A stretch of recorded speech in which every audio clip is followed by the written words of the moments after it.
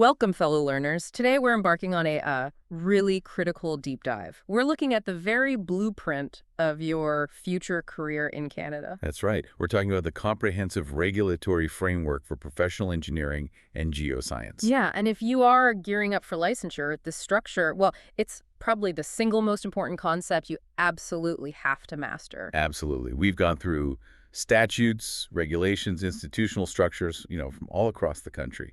Our focus today is clear. Really understanding where the authority comes from, getting a solid grasp on reserved practice, and knowing exactly what your license obligates you to do. Right. This is the kind of knowledge that separates, the competent professional from someone who's just technically skilled. hmm So our mission here is to take this, well, seemingly dry legal landscape and turn it into a clear, actionable map for you. We want you to walk away really understanding where the power lies and how that shapes your day-to-day work. Especially if you've got the National Professional Practice Examination, the NPPE, coming up. This is foundational stuff. Now, before we jump into all the complex details about the regulators and their powers, we want to make sure you have everything you need for success. If you are preparing for the NPPE exam and you want more clear-cut, distilled content just like this, please do hit that subscribe button right now. You won't want to miss what's coming up. Okay, so let's unpack this whole thing. Here's where we tackle, I think, the first really big misconception people have. Ah, yes. If you've worked in the U.S., maybe, or other places with a strong federal system, you might just assume professional regulation in Canada is handled federally. That's a super common assumption. And it's, ironically, a classic exam trap. Huh. The fundamental truth, the absolute baseline, is that engineering and geoscience are not federally regulated professions here. Not all. No, the constitutional and the legal authority for licensing, for oversight, discipline, and crucially, for safeguarding the public interest, it's all decentralized. It lies exclusively with each individual province and territory. Wow, okay, so the jurisdiction, the specific province or territory matters entirely, right down to the border. Exactly. Which explains why, say, a PN in Ontario isn't automatically allowed to practice as a PN in Alberta the second they drive across the border. Precisely. We often hear about the national bodies like Engineers Canada or Geoscientists Canada, and they're important, don't get me wrong, but it's vital to understand their role, its coordination, setting benchmarks for education, creating mobility frameworks like the Inter-Association Mobility Agreement. Okay, so they help things run smoothly between provinces. Yes, but they do not hold the legal power to grant you a license or to take it away. That ultimate power, the actual licensure, is a provincial or territorial grant of privilege, period. Okay, so that means if you're a candidate listening right now, you need to stop thinking about some vague Canadian engineering standard. Instead, you need to focus on the specific act that empowers the regulator in the province where you actually intend to practice. Is that right? That's exactly it. Nail on the head. Yeah. You need to know your specific provincial act. And if we connect this to the bigger picture, you might ask, well, why did the provinces and not the federal government set up these regulatory bodies in the first place? The answer is right there in the law. Their core, their immutable purpose is to protect the public. Protect the public, not the engineers or geoscientists themselves. That's the critical point.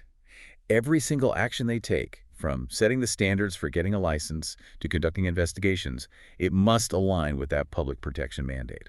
That raises an interesting question then. If their main focus is public protection, how does that actually play out in the regulator's relationship with practitioners? Especially when things go wrong, like in a disciplinary situation. It can feel almost adversarial at that stage, can't it? Yeah, it seems like it could. And that's a vital analytical point to grasp. Because the mandate is public protection, their interests are inherently, let's say, not aligned with the practitioner's interests during a disciplinary process. They are empowered by statute to investigate you, to require evidence from you, and ultimately to revoke your privilege to practice if they deem it necessary to uphold public safety standards. So they really are the gatekeepers. They are the gatekeepers, yes, and they use their statutory powers quite deliberately to fulfill that role. Okay, let's talk a bit more about those powers then, because we're not just talking about handing out the PE or PGO designation, right? Well, far from it. These bodies have really extensive functions, all laid out in their specific provincial acts. They essentially manage the entire life cycle of the professional. That's a good way to put it. That life cycle begins right at the start with establishing the required standards. That means the academic requirements, the acceptable experience levels, often meeting 4 or more years of responsible work, and of course, the ethical standards. which are usually laid out in a specific code of ethics you have to follow. Correct. A legally binding code of ethics. Then yes, they are the sole entities that issue the actual licenses.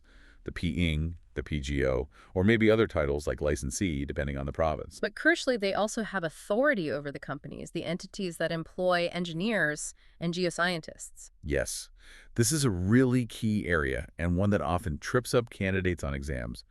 Corporate regulation. A company, a firm, any corporate entity that wants to offer engineering or geoscience services to the public can't just, hire licensed individuals and call it a day. There's another layer. There is. The firm itself often needs to hold its own specific corporate license. Usually it's called a certificate of authorization or maybe a permit to practice. The name varies a bit by province. Okay, hold on. What's the difference between that corporate license, the C of A, and my individual PING license? Good question. Your individual PZ or PGO license grants you the personal right to practice the profession. The certificate of authorization or permit to practice grants the corporation the legal right to offer those professional services to the public. Ah, okay. And getting that C of A means the firm has to meet certain conditions.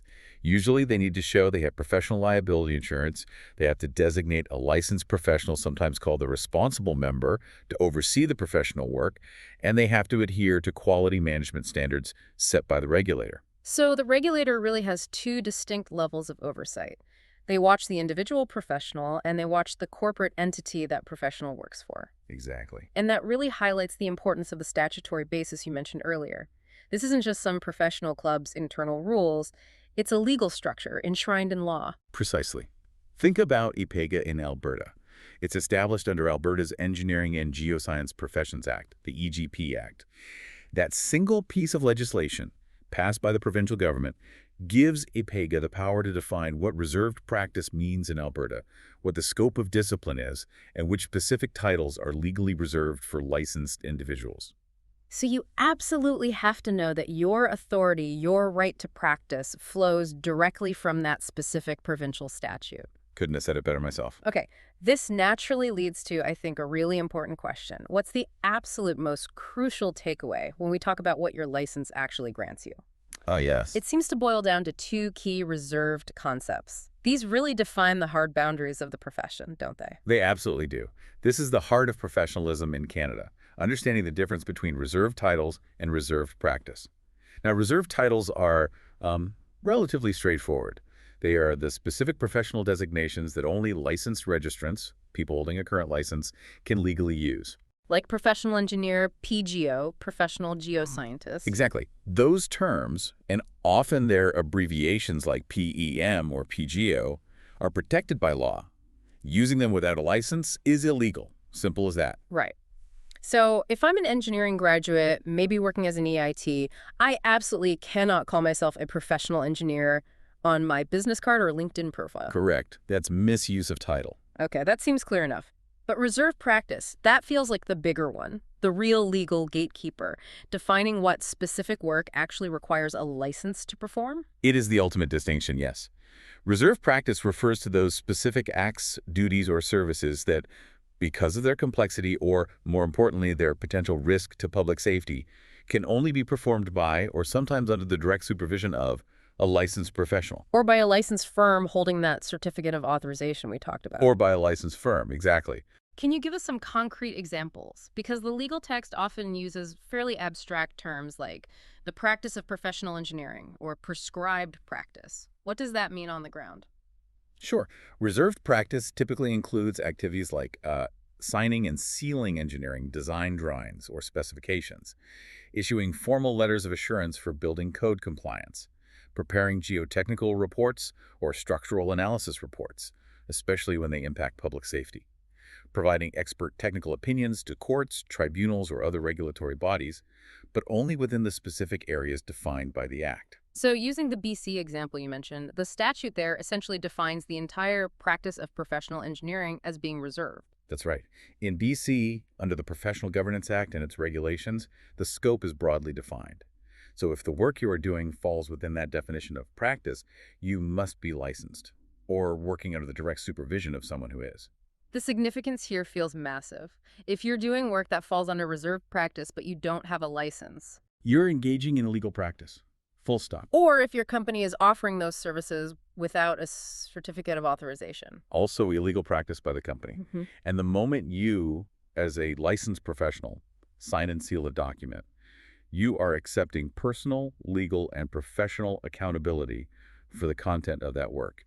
That's why it requires licensure. It signifies you meet the standard and are accountable. And this whole framework, even though the basic model is the same across Canada, it can still impact practitioners a bit differently depending on the province, right? We need to be aware of the nuances. Definitely. The underlying principles are consistent, but the specific legislation and how it's implemented can vary. Okay, for instance, let's compare maybe two major provincial models. We've talked about Alberta's APEGA under the EGP Act. How does that compare to, say, British Columbia's system, which now operates under that newer Professional Governance Act, the PGA? That's a great comparison because it highlights the evolution. What's interesting in BC is that the PGA is actually an umbrella act. It governs multiple professions, including engineers and geoscientists, under one legislative roof, through the regulatory body Engineers and Geoscientists BC. So different structure than Alberta's dedicated act. Different legislative structure, yes. But, and this is the key point, the underlying model remains common. It's still statute-driven, it's still based fundamentally on reserved practice and reserved titles, and its primary focus is still public protection. The main difference, perhaps, for the practitioner is that even though both engineering and geoscience might be regulated by that single body in BC, the specific practice rights and definitions for engineering are distinct from those for geoscience. They are still separately defined and reserved under the specific regulations tied to the PGA. Okay, so a candidate writing the NPP needs to be aware of that potential nuance. Even if they're regulated together, the actual scope of practice for a PGO versus a PA might have slight differences defined in the provincial regulations. Absolutely.